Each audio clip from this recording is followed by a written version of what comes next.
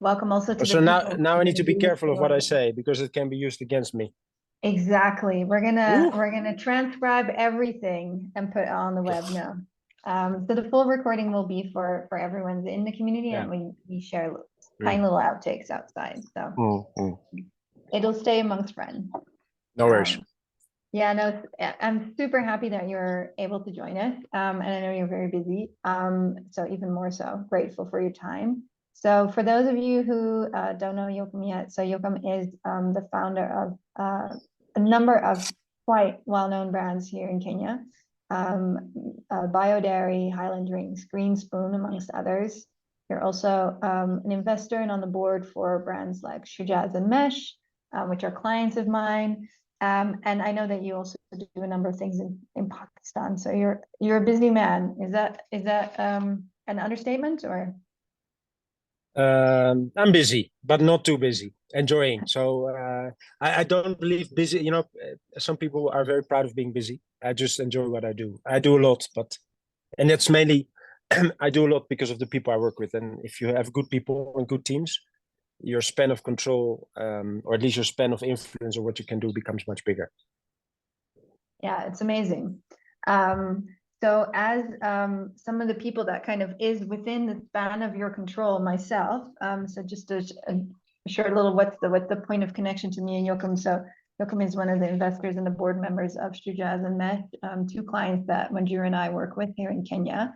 And so because you have a hand in approving some of our work, or at least encouraging it, I thought this is an amazing opportunity for us to actually speak directly to an investor and to someone in the C-suite about this thing that we often run into, which we very often in our profession as brand builders, we have to talk to investors, we have to talk to people in the leadership team about like why is it important to invest in brand if those people aren't on board with that yet. And so I thought, you are clearly investing in this, you believe in this, so who better to ask about this than you?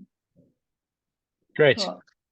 So how it works today is it's a really informal conversation. I have a couple of questions prepared from you. I also received a number of questions from people who couldn't make it to the session, but who were really interested in hearing from you. So I'm going to bring those in.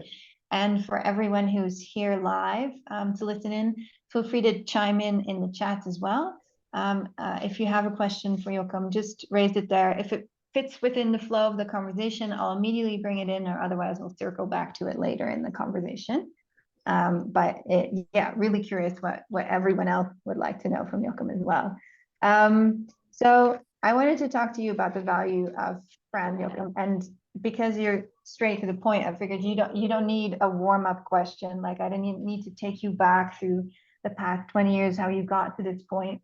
But maybe it is interesting for those who don't know you so well. Like how did you first kind of discover this power of brand within kind of the way that you build businesses? Wow. Yeah, that's a good question. I think so I started, my business partner and I, Jaco, we started our first company in 2004, which is 19 years ago. And I think, and I'm just thinking as I talk about the answer to your question, I think actually it is something, I'm a salesperson. I'm a marketeer by heart. So in everything I've done before we started the company, I worked in humanitarian aid. And I think brand is what you do every day.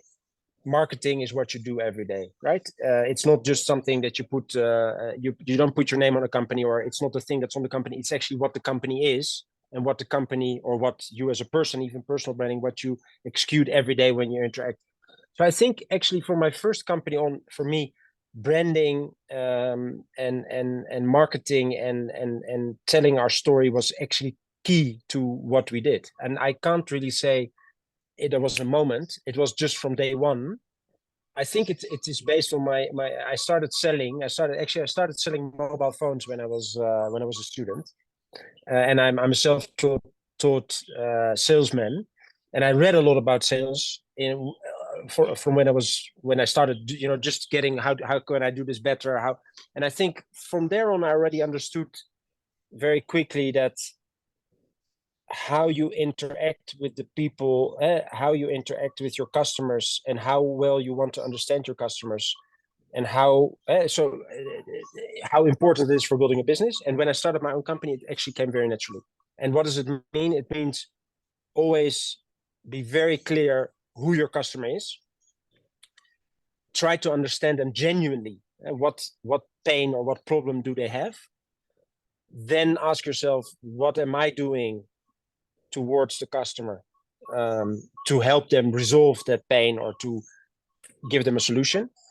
And then ask yourself, what's the story, or what is the story I need? And the story is not a story which is not true, but what are the relevant information points that a customer requires to be convinced that my solution is the right solution? And I think brand and branding should be an expression of that genuine desire to help people. And I think from our first company, ProFarm, then our second company, Maxim, etc., on and on, all the companies that we run have that in common, that we're very customer centric, and that we really try to always keep the customer central to everything we do, that we have a genuine desire to help the customer with the problem or whatever they have, and that whatever we tell the customer, what we communicate to the customer, whether it's in communication, whether it's in meetings, whether it's on a website, whether it is how we present ourselves, reflects that. For instance, our first company is called ProFarm, which is a company that builds big dairies in Pakistan. And that at that point in time, the problem of many dairy farms was they were not profitable. So our tagline is your profit, our passion, which has always been central to what the company does. We believe that long-term business relationships are built on ensuring that the customer is successful with the solution you offer. So it's been something that I think came from my personal experience and then worked in the business. So not like an aha moment. So that's quite interesting, because I would say most people think of brand first about themselves. Oh, did we lose you? I'm back. No, I actually was. I spoke. I was invited at a panel about customer experience yesterday, and I said the same thing. I said, you have two kinds of businesses. You have inside out businesses and outside in businesses. Inside out business are businesses say, I have an idea, I can make it, it's intrinsically desirable, and therefore when I put it in the market, it will sell, right? You have outside in company, and these are companies, 20 years ago, you could get away with that. But now, in a market, in a world where the customer has choice, where the customer has information, where the customer wants to have the latest, the best, where people can compare, they can go on a website, they can compare, that simply will not do anymore. I believe that any company, a real successful, long-term successful companies are companies that always start with who's my customer and who's not my customer also. Right? That's also very important. Being strategic is also defining which 99% of people are not your customer and which 1% is. Then genuinely understanding what you are to them, how you can optimize the solution or whatever the service or the product you provide, and then making sure that you provide that consistently and that whatever you communicate is genuinely reflecting what you provide in a way that it convinces the customer. Because I always say, and many times we think communication is about sending. Communication is obviously about receiving. I always say to my team, it's not about, even to my managers, to the leaders that I coach, I say it's not important what you want to say. It is important what the people you work with need to hear to do what is required. So I believe marketing and branding starts with the customer, not with the company. Yeah, I think that's quite a unique view, because I know that for a lot of us, like, a brand really starts in the drawing room, and that's like you keep it very safe. You develop your strategy, and you develop your assets, and then maybe at the end of the road you bring it outside. But this is a really different way of approaching that. And we do it with our products, and when we develop products at Bio or at Highlands, in a very early stage, we involve our consumers, and actually every month we do a tasting session. We bring our consumers in, we find 30, 40 consumers at different places, and we let them try products, new products, existing products. We test the existing products against the competition, because I believe if you bring the customer to the core of your business and give them the license to give you feedback, whatever you do afterwards becomes so much more intentional. I loved when you explained to me the concept of walking the market. Would you like to speak to that? Yeah. So walking the market. So it's actually an example of the same principle. I and my team, I make it. I have a rule that at least every other week, but I try to be every week at least one day in the market, and that means in the market means yesterday I drove to Nakuru to meet a farmer, because in bio I always say we have very important stakeholders. We are connecting happy and profitable farmers to happy customers. So walking the market also for me is being very close to the key stakeholder in dairy. That's your farmer. So I'm at least every other week I spend one day in the market, and that can be in the supermarket. It can be Java, who's a big customer of us. It can be in Kangemi. It can be Mutwati, Meru. It can be on farms. It can also be, for instance, what I've done like 2 months back. I went with our drivers at 2:00 in the morning to deliver product. And so I went through Nairobi delivering milk and yogurt to different outlets. Because I believe that's the outside in approach. If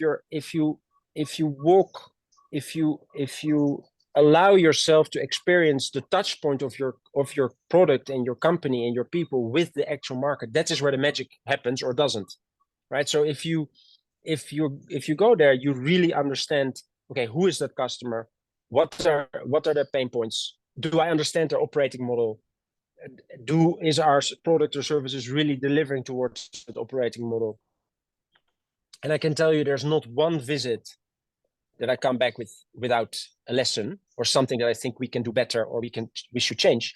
And that helps us as a business just to constantly stay evolve. And I think in today's business environment, it's very simple. You evolve or you die. The day you stop thinking, how can I do better? I said it yesterday. Companies that lose the ability to feel the pain of the customer are dying. You cannot survive in the long. Look at, we can ask it by raising hand. Who today still uses BlackBerry? Or ask young people what a BlackBerry is. Right? Well, 15 years ago, people could not even imagine a world without BlackBerry, right? But because that company at some point in time thought they had all the wisdom and they knew how it was done, they became irrelevant.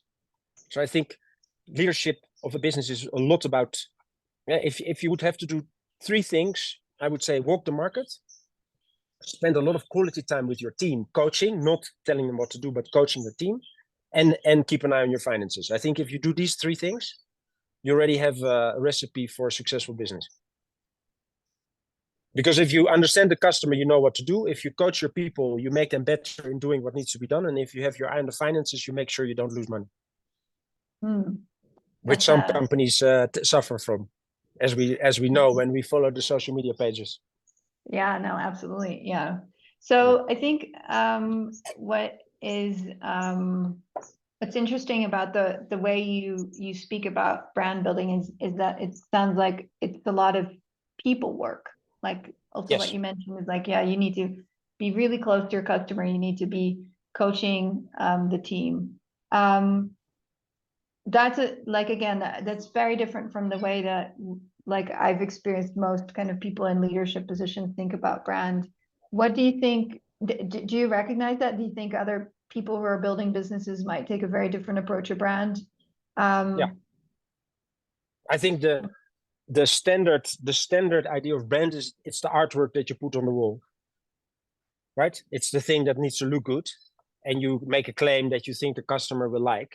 But I believe, and I know actually that companies that you can look at brand as artwork or whatever you put on a website or whatever you have on the wall, whatever you have on the product, or you can look at as branding as an expression of your culture and who you are.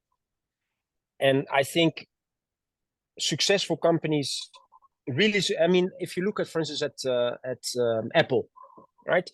Apple is a company that and then they're always at risk of losing it. Let's be clear. But I think what they've done very well, they're very close to their consumers. Their customer care is great. They're very helpful, etc., etc. And the funny thing is, between people that use Samsung or an Apple, people that have an Apple, even though half of the world population or people that have a mobile phone use Apple, still think that they have this very special designer thing in their hands, right?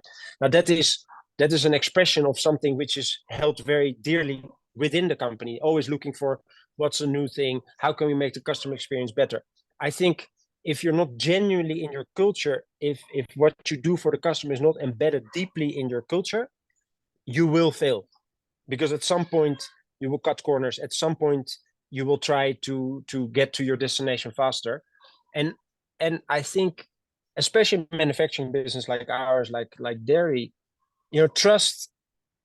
As I see, I'll give you an example. I see many companies coming in yogurt in Kenya, and everybody said, "Oh, they're in the top of the market, the bios. They need to they come in. They're going to put a product." And my team then says, "Oh, we should be worried." I said, "Look, what they forget is that the brand we've built it since 1992. Since 1992, the Kenyan consumer has seen that we keep our promise, that we replace product, that we're always accountable, that if there's a problem, we will correct it, etc., etc." So I believe that trust, and we know that trust is something you build step by step, but you erode it with one action. So if your culture and behavior of your business is not truly aligned with serving the customer in a mutually beneficial way, at some point in time, you will erode trust and you will erode your brand, etc., etc. And that's why I believe branding is much more than what you put on the wall or put on your product. It's about what your company stands for. So how do you integrate that type of thinking in a team? Because what we often see is that, let's say, brand becomes a department, like you have your operations or your product development, and then brand becomes this department, and they basically in charge of like corporate communication, marketing, kind of advertising, social media, whatever. And it can be quite hard when you're working in an organization where that work is really siloed to actually ensure that like it's about action as well as it's about walking the talk as well as the talk, right? Yeah, I think very good question. And I think enemy number one is departmental thinking and silos. So one of the key things that we work on in our business, and I've taken over again as CEO at Bio 6 months ago, and a lot of the time I've spent is on getting people out of their silos and getting them into the thought process. We are connecting happy farmers to happy customers. And we are a chain, and wherever the chain breaks, we're as strong as the weakest link. And no department can do without the other. Now, how do you do that? For instance, I'll give you an example. What we do at Bio, every management team meeting starts with our customer farmer. So we have a customer farmer happiness manager, a lady that manages both our dairy development as well as our customer feedback department, customer service department. And every management team meeting starts, before we discuss anything, we discuss how are the farms doing, what's the feedback, are they making profit, is there any problems, blah, blah, blah, blah, blah. And the second is we look at customer feedback. What are the customers selling? What are the complaints? What is the vibe in the market? To make sure that every conversation is anchored and starts with the two stakeholders that are key to our business. And I think if you, so it's cultural. You need to create a culture where, and no, that's one. The second thing, which is very important, I always say, and everybody in Bio knows who our customers. I say, we have one customer. She's a woman. She's between 25 and 45. She's Kenyan. She's middle class and upward. She has kids or wants kids. She is married or she wants to be married. She has a job or aspires to have a job, and she wants to move forward in life. That's our customer. Nobody else. We talk to her, and again, so everything we do, whether it's customer department, we keep on reminding the team who is the customer, who's the customer, who's the customer. And I think then marketing no longer is, or branding is no longer a department that at some point in time is doing something. No, branding and marketing should be an expression of all the things we do in the company. So when we make content, we think about her. When we talk about our people, we think about her. And in that way, you make sure that marketing is not just a department that's somewhere hanging. It's actually constantly looking within what the business does for stories to tell. Yeah. So you will see with us also, we don't really do commercials or anything. We tell stories. We tell stories about our farmers. We tell stories about our customers. We tell stories about our people. And very often it's not even about the product, it's about the people. It's about the people, and the product is in their life. Does that make sense? Yeah, no, it does. I think what's really interesting about it is that there's in certain companies, depending on how young they are, of course, there's a chance to kind of rethink how you think about brand, and there's a chance to rethink how you structure teams. But that means that it's very dependent on that founder or that leadership team to have that insight. Yeah, and I think and that is of course always the challenge as a founder. One sec, can we do this inside? Please? The important thing is that we as a founder, what you need to be able to achieve is that you over time make it so cultural that it's owned by the business and not by the founder. That's the question that I constantly ask myself: is how can I step out of certain processes and make it not dependent on me? Yeah. Maya's asking, can this process work without the founder taking that role from the start? Can other people take that role from the start? Is that what you're asking, Maya? Yeah. I think yes. I think and it of course very much depends on the structure of the business, but I think when I have worked in employment, I think if you have an insight that you think is valuable, I think it's very important to try and convince and get other people along on the same page. And I think there's ample examples. Patagonia is a very good example, actually. And there's ample examples of businesses that have adopted that, and it's not necessarily the founder. So I think obviously very often it is dependent on a founder or somebody at a certain point. If you look at Paul Pullman at Unilever, who had a very strong vision about where the business should go, leadership, being in a leadership position helps. But I definitely think that that people that are working in a company can contribute and can drive this and should. And to what extent would you say the culture within your brands or the companies is codified clearly? So is culture something that people just have to grasp, or is it something that's documented and trained on? It's a very good question, and I've been doing a lot of thinking about this. I'm actually reading a book. It's called Influence by Cialdini, an American very influential thinker. But I mean, you must know it. And I think, and I was actually discussing with my team last week. In the end of the day, values, etc., you can put them on the wall, but it's if it's the norm. The culture is the behavior of people, and the behavior of people is the norm. Confides to the norm that's set, and the norm is set. And I think that's a big lesson. I actually discussed it with my logistics team on Tuesday. I said, what I've learned is our tendency is to punish wrong behavior. Right? We tend to call the team and say, guys, this is wrong. It should not be like this. But what you're actually indirectly telling people is that the norm is wrong if you call the whole team. Well, what we started doing at Highlands and Bio is we are constantly applauding the right behavior and showcasing the right behavior. Because what you then, they actually did a test with people. They said to some students, they put a water meter in their sink. And to some students, they said, the minority of young people conserves water. And to other young people, students, they said, a growing minority of young people is conserving water. So the students that had communication number 1 used most water. The students that had communication number 2 had least water, because subconsciously they thought the norm is changing and I want to be part of that change. So I think codification is not where it starts. Codification is something you do as part of the process of building the culture. So at Bio and Highlands, we are constantly, so what we are doing is, for instance, we have a weekly all hands meeting. So the whole company comes together for 45 minutes and we look at our KPIs and we have the teams update and people come forward and we talk about success and et cetera, et cetera. And in these processes, we also slowly start with the leadership, and we also have monthly reflection and learning sessions.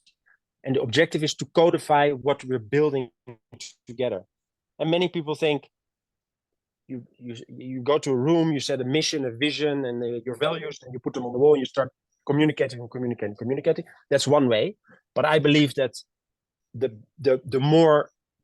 way which will be anchored better in the organization is to shape the behavior of the people, let the behavior of the people set the norm, and codify the norm. And then, because then people also say, that is me, I get that, I see that the behavior that I show. So at Bio, it is our vision is we are building a world where everybody has access to safe and healthy food, and our mission is to delight our customers by providing them the safest, healthiest, and best tasting dairy products where and when they want them. But that has developed over time. And now you can refer to it. You can basically say, if you show behavior that's not conducive to achieving this mission, it's wrong. When it is conducive to achieving this mission, is right. Does that resonate? Does it make sense? Yeah, I think for me it does. Everyone, feel free to getting a thumbs up. Feel free to chime in. But yeah, I think it's quite unusual for me to hear someone articulate these kind of things in this sense, like really living it and making sure that it actually comes across. Because in our experience, like a lot of these, like the kind of brand work ends up in decks that are in drawers and never used. And why are they never used? Not necessarily because there's anything wrong with it, but people weren't involved in it. People weren't involved in shaping it, and people weren't involved in bringing it to life. And then it'll never, it never floats. No, and I think, and just to build on what you're saying, and I'm also constantly learning. I always say I'm a work in progress. But one of my biggest insights of the last 1.5 years, I love people, and I loved the people I worked with, but I always saw people as part of many assets in the business or many resources that the business has available to achieve the result. If I've experienced one thing in the last 2 years, people make the business. There's nothing else. If you have the people, you have the business. If you are able to empower people, and I call it momentum, if you can create momentum, if you can give people the taste of success, and you give them the confidence that they can achieve that success, they become hungry for more success. And all of a sudden you get like a collective momentum towards success, and everything changes in the company. And actually a leader, and many times leaders think that HR people is something they have to do. I believe that people is the thing you need to do. Because if you get that right, everything else becomes easier, because things start moving by themselves. People come with it. I always say to people, I don't want to pull you along. I want to be pulled along. I want you to be 3-4 steps ahead of me and pulling me along, and I want to be the one that has to put the brake on. So I believe culture, product development, branding is nothing if you don't have the people. Yeah. Yeah, I find also that what actually for Nigerian and I, what's quite helpful is that because we have a training, we combine a brand practice with a training background, that also brings an entirely different point of view, I guess, to how you work, because you come in from the perspective of kind of facilitating conversations and training people on skills and kind of bringing people along with it. So I definitely am seeing more and more the value of that also as your team expands and grows, and everyone needs to, this space is also moving so much. You need to upskill people on Constantly. like such an insane rate. Yeah. Yeah. True. We have a really good question from Marika. Marika is in the Netherlands. Marika is a design director. She says, for most of us, it is often the other way around. We're called in when a company or organization is already operating and has a product, but often is not very clear about who their audience is. So it's part of her work to now come in as an external and identify the customer. So how would you go about that when you want to develop a customer-centric brand? Yeah, I think that's the greatest opportunity you can have, right?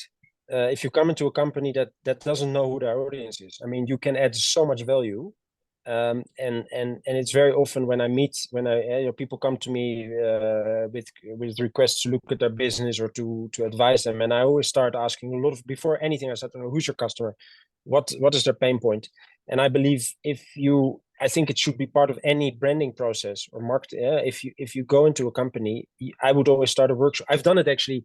I've learned a lot from it at Celent. There were some Australian people that did that, and I would always say the first thing you should do in such a process is go sit with the relevant people and say, okay, tell me, so who do you do this for every day? Who is that person? What is his or her problem, etc., etc. And I think if you can convince people to think about that, you will not only help them to have a better expression of it is what they do in their branding, you will probably help them to do what they should be doing much better, because all of a sudden they keep that person, that customer in mind with whatever they do. So I think it's yeah. Go ahead.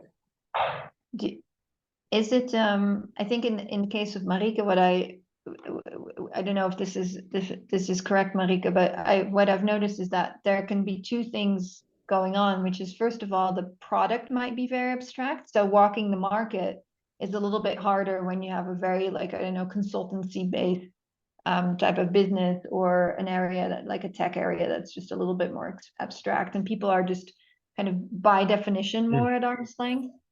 I also find that there's just a mindset, right? A lot of people, and I think to what you were talking about before, there's like the inside out and the outside in companies.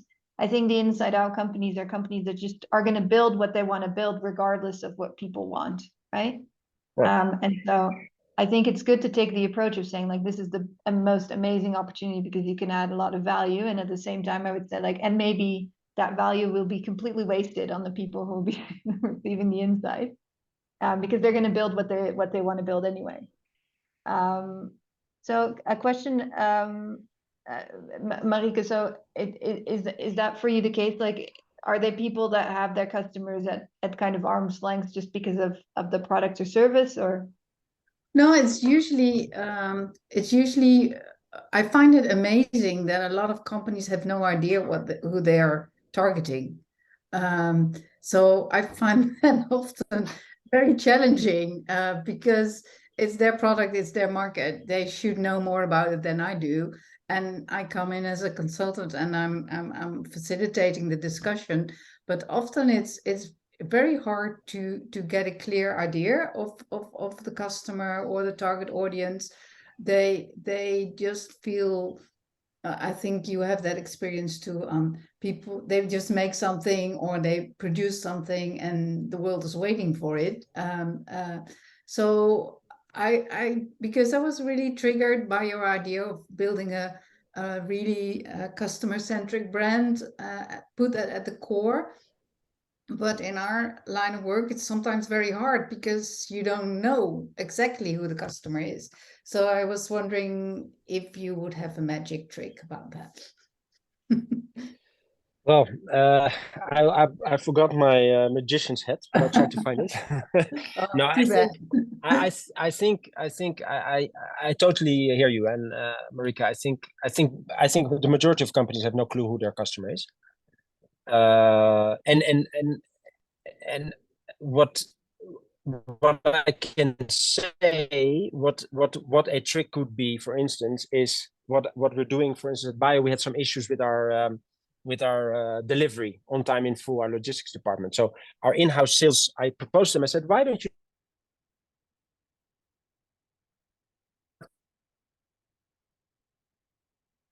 5 customers? And they say, I don't know if I'm still there because Marika is frozen.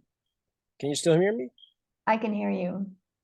Can you still hear me? I was lost for a bit. You okay, froze great. for me, but maybe that was my connection then. No, he's freezing up. He's freezing up. It's me or Marika? I think it might be you, just briefly. Okay. It's coming and going, it seems. I'm back? Yes. Yeah. Okay. So I think I mean I can't because I don't know the real the exact context, but I think for instance one thing you could do is get the relevant departments. What we do at Bio, for instance, we are now calling 5. I'm constantly freezing. It seems. Yeah, there I am. I think you can. Hey, what we do at Bio, for instance, we had some problem with our delivery, so our team started to call 5 customers every week, ask them for feedback, and then ask them for Net Promoter Score 1 to 10. And that for me was not even interesting. But I said the last question you need to ask, if it's a 5, you ask how can we make it a 6. If it's a 6, you ask how we can make it a 7. If it's an 8, whatever. But always ask the question how, because then you give people the license to give feedback without giving feedback. You get it? Because if you ask why is it a 5, you put somebody in the defensive position. But if you say, okay, thank you, it's a 5. So how can we make it a 6? It will allow people to tell you what they think. And in this case, it can allow you also to find out very quickly who that customer is and who you're delighting and who you're not delighting. So I think also my experience is if you really challenge people to think about who their customer is, they will probably be able to tell you. It's just that they've never, because they're inside out, they've never thought, they've never been asked to think about it. And I think why is that? Because many people think strategy is defining options. I say strategy is killing options, because you can do only 1 or 2 things well for probably only 1 customer, right? And many people think as long if we define our market as wide as possible and we make our solution as agile as possible, we can serve everyone and we'll grow fast. But that's not how it works, right? Because then the moment you try to be everything to everybody, you become nothing to nobody. So I say define your market as focused as possible, as little as possible, be as clear as possible who your customer is, and kill a lot of options. Because also when you go for the market, you will then know very quickly. You will define very quickly what works and what doesn't work, and then you can pivot. I think you're getting a lot of you're blowing up a lot of brains here with the skilling options quote. I see a lot of comments coming. Yeah. So I think Kelsey also had a question, which is so as a leader who does value brand, have you ever had to convince others of that? And in that case, how have you gone about convincing them? Sorry, repeat that question. So as a leader who does value brand, have you ever had to convince others of the value of brand? And if so, how did you go about that? Other people, like other companies or other individuals. Yeah, or maybe someone who you're coaching, or one of the companies you're investing in, or maybe you don't even invest in companies that don't see that value. No, I think an interesting example is Highlands. So where I'm the CEO, which is a brand, which is a company that is in beverages, which is a very kawaida normal business. And the idea there was that the whole team had, we just need to copy Coca-Cola, and then we'll be successful, right? And what we started doing, working with the team, is to say, okay, but we need to ask ourselves the question: if we are like Coca-Cola, why would somebody choose Club, right? So it took a lot of discussion to get people out of the mindset we are copycats to we are going to build our own positioning. We're going to ask ourselves, how do we differentiate ourselves? And it's not always easy, because the easiest route is to copy, right? And just go in the. I mean, I think in Kenya the 3 most the businesses that people love to copy is, and if you want to make money, is you start a petrol station, a liquor store, or a massage parlor, judging by the by the billboards in the city, right? Yeah. And yeah, what's that thing? So yeah, there's a whole meme on TikTok about it only takes 100,000 shillings to start a gas station in Kenya, and I was like, 100,000 shillings. Wow. That's $1,000. Yeah, copying is the easiest market to entry, the hardest market to survive. So it takes some, and yeah, I think there's horses for courses. There's people that are just that rather copy, and there's people that are more market oriented, that always ask how to differentiate. And I think that is a discussion to be had. And some people you will convince, and some people you will not convince, and that's how the world works. But I think you can see examples all around the world, companies that stand for something, that are close to their customers, that separate themselves from the crowd, are the ones that in the longer term are successful. Mhm. Maya wanted to circle back to what you were saying earlier about getting the right people. And I think that's a really interesting topic. And I think we have two questions on that topic, which is, how do you know do you test for that culture fit, and how do you test for that culture fit if you're recruiting people for new positions? Okay. And I think the other question is always like, so many of us here work for small startups with small budgets who want really good people, but often don't have those budgets. But I'll start with, like, how do you recruit for a culture fit? Okay. Again, I'm a work in progress. So if you would have asked me this question 2 years ago, I would have given you a different answer. And I'm frozen again, or yeah, there you're back. So I think. Sorry, that's just my face. That's just my face, Joachim. Okay. Oh, yeah. I think many people, the majority of people, are the right people. So I came from a school of thought that I thought, you need to get the right people, the wrong people off the bus, and the right people on the bus. I think most people are coming to work willing to do the right thing, right? But if the norm is not right, you cannot, and if the norm is not right, there's exceptional people that will perform because they are self-driven and they will perform exceptionally, but the norm is then wrong. But it's not the people, it's the norm and the culture that is set. So I've seen businesses that with the same people, literally with the same people, moving from mediocre results to great results and a great culture, just because the culture was changed. But that's number one. So I wouldn't focus too much on, when you come into the business, I wouldn't focus too much on, do I have the right people? The question is, do I have the right culture? Is the norm, the norm of behavior right? Now, on the second, but once you have to recruit, I think there's three things. There's three things that you look for in a person. That is capacity, capability, and behavior. Capacity is, do they have the mental, intellectual capacity to do something? Capability is, are they able to do that something? Right? Have they learned to do it? For instance, I might have the capacity mentally to become a nuclear scientist, but I won't pass the test of capability because I've never learned for it. And lastly is behavior, right? Capacity and behavior are very hard to change. Capacity is something you have. You have a certain, through your education, your upbringing, blah, blah, blah, you have a certain intellectual bandwidth, right? You can't change that. Capability training, you have many people that come into a company that don't know exactly what, they might not have all the knowledge of how to do it, but they have the capacity and they have the eagerness to learn, so they will learn on the job.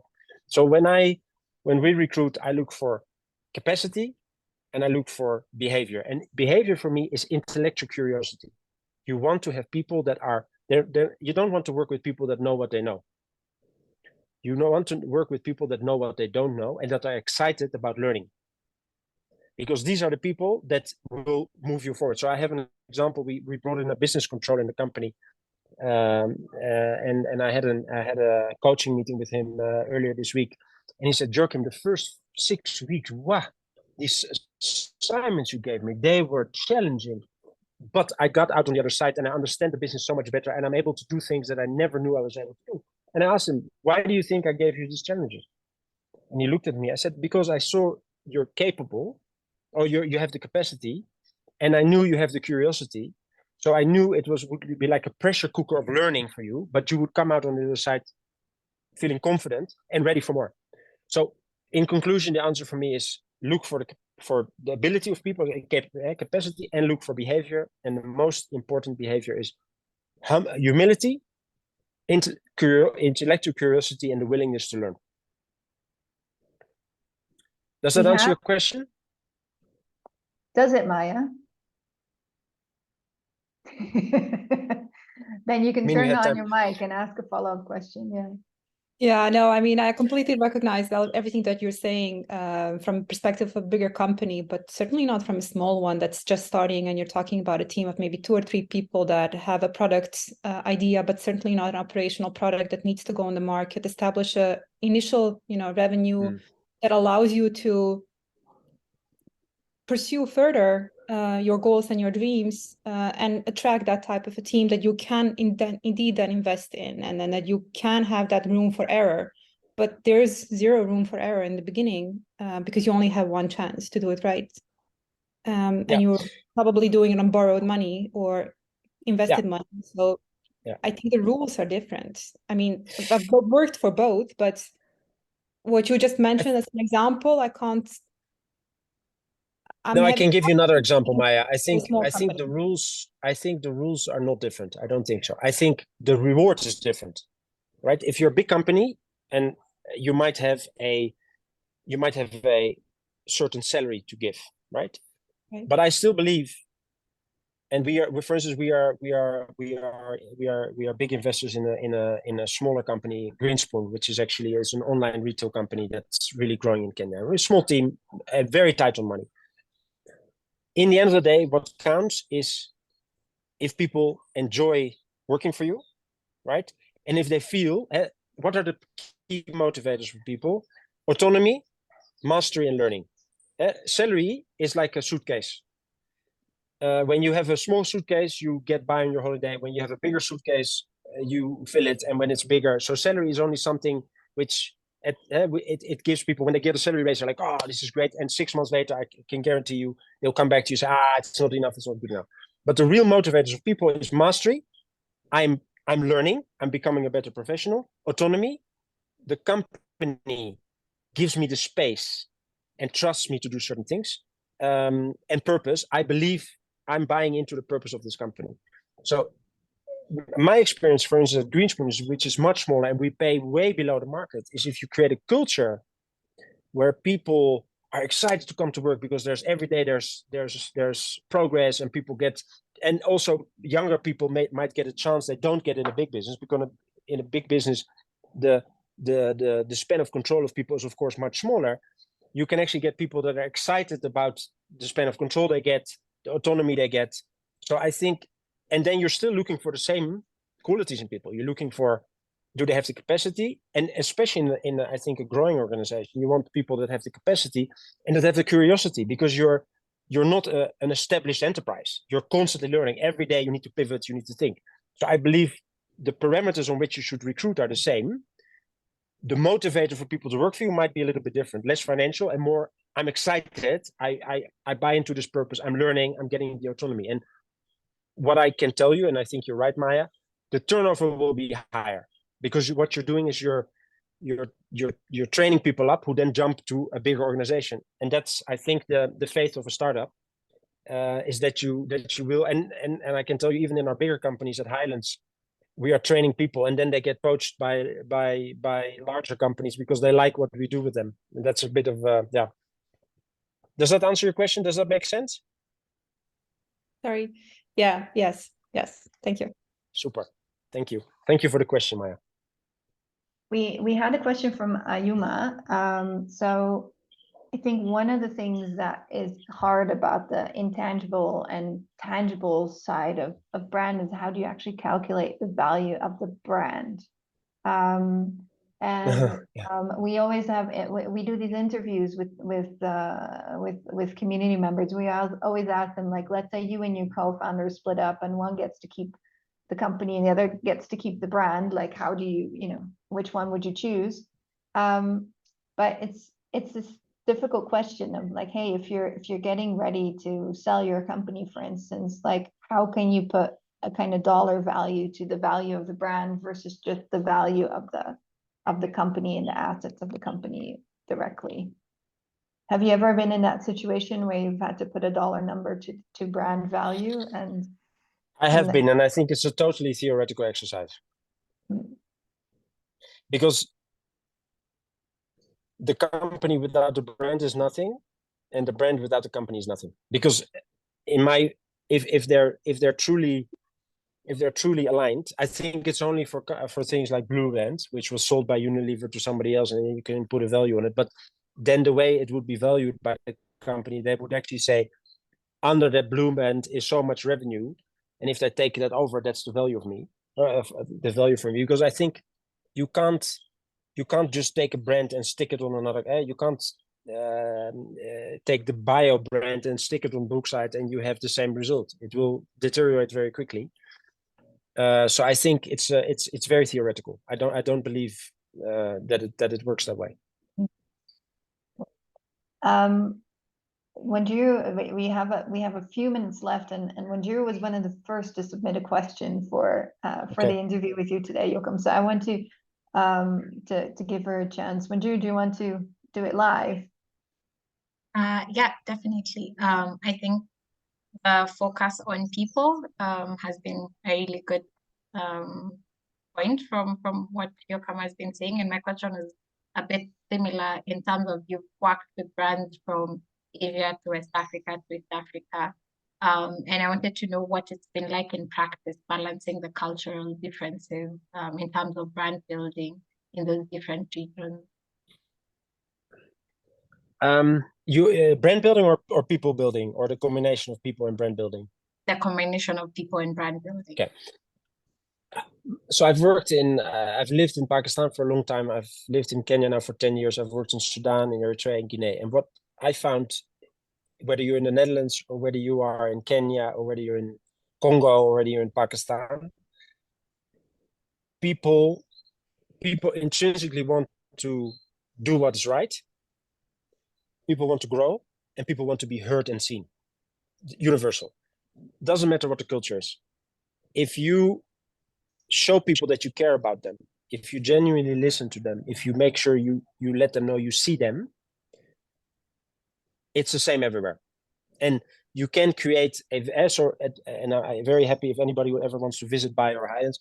The culture that we're building is a very different culture than the normal culture that we have in Kenyan companies. We don't like bosses.